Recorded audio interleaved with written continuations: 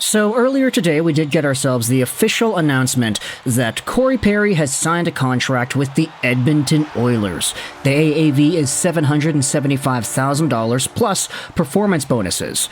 Perry will also wear number 90, as mentioned in the tweet, and then included is a funky graphic as to Corey Perry signing with the Oilers.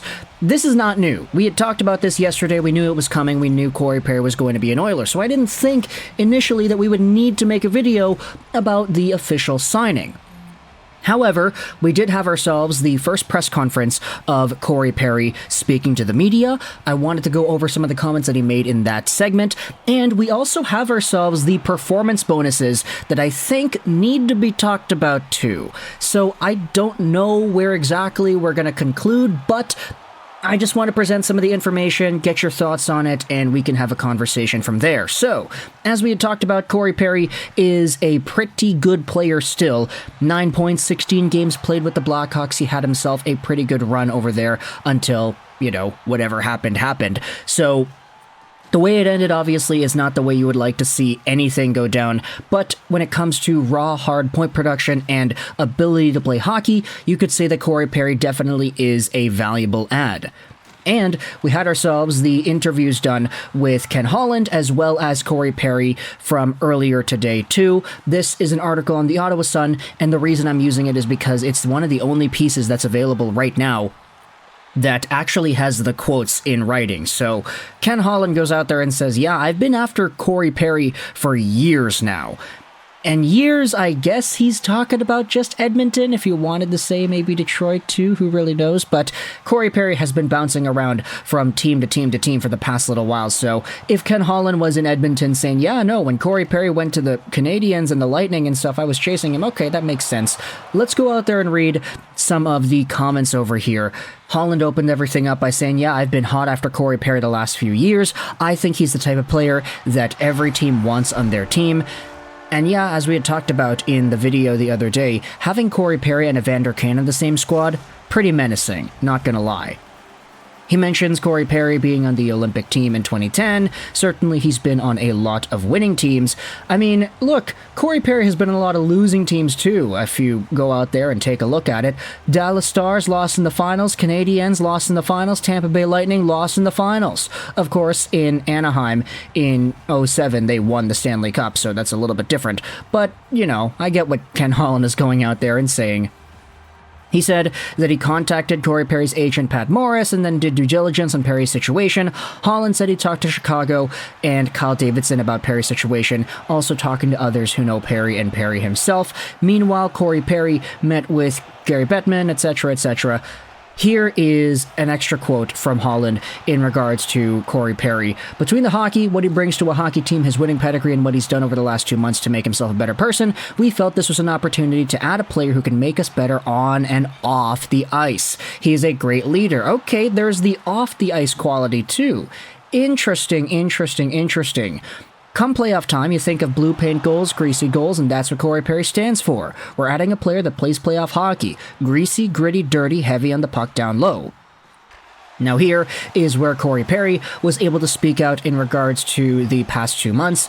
It's been a long time to get back to this spot, to be back on the ice with players in the NHL. I have to thank my family, my friends, all the support I've gotten and support from my counselors, and just try to better myself each and every day. It's been a world of difference, the help I have gotten.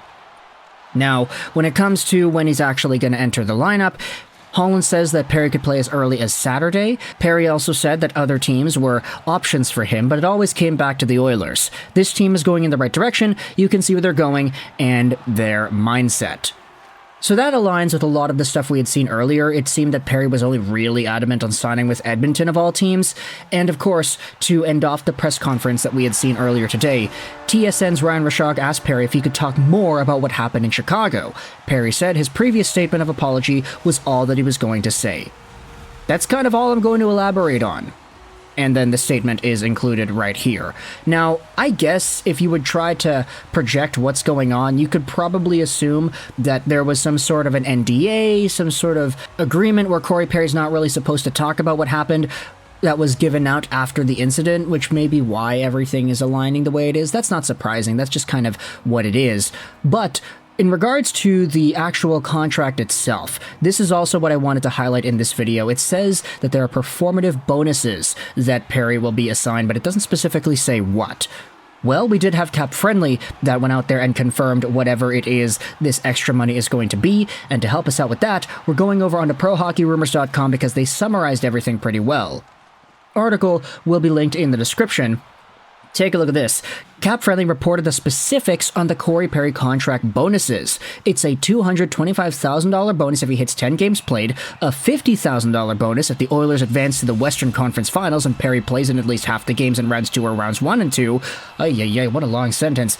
And another $50K bonus if the Oilers advance to the Stanley Cup Finals if Perry plays in at least half of the Conference Final Series or half of rounds 1 through 3 overall. So, in total, Corey Perry has the opportunity to hit $325,000 in bonuses depending on if he plays a certain amount of games. He needs 10 games played in the regular season. He needs half the games in round 2 or rounds 1 and 2 if the Oilers reach the third round, and he needs at least half the games in the third round or half of all the games in rounds 1 through 3 if the Oilers advance to the Stanley Cup Finals. It's a lot of ifs, but essentially if Corey Perry plays games, he'll get some extra money, and the overall dollar amount he could get, if you add everything up, I mean, what is that? $325,000 plus $775,000, that's $1.1 million? I don't know if that's actually how it works, like if the bonuses just add on to the cap hit in that way, but that's just the dollar amount that he's going to be getting himself, so that's all dependent on his actual usage. Pretty much Corey Perry and his agency is saying, okay, well, we can't guarantee that you're actually going to give our guy a spot in the lineup because he had spent some extra time off. If he does play in a certain amount of games, and we're going to get more money. That's what we want. And Edmonton was like, okay, cool.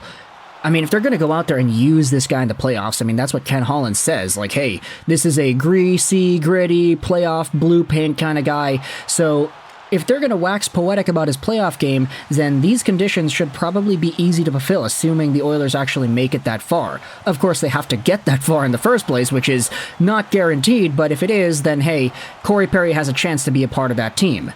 Now, the reason I'm asking whether or not this is actually, good or bad for the Oilers is because they already do have some extra bonus money that may be already holding them back.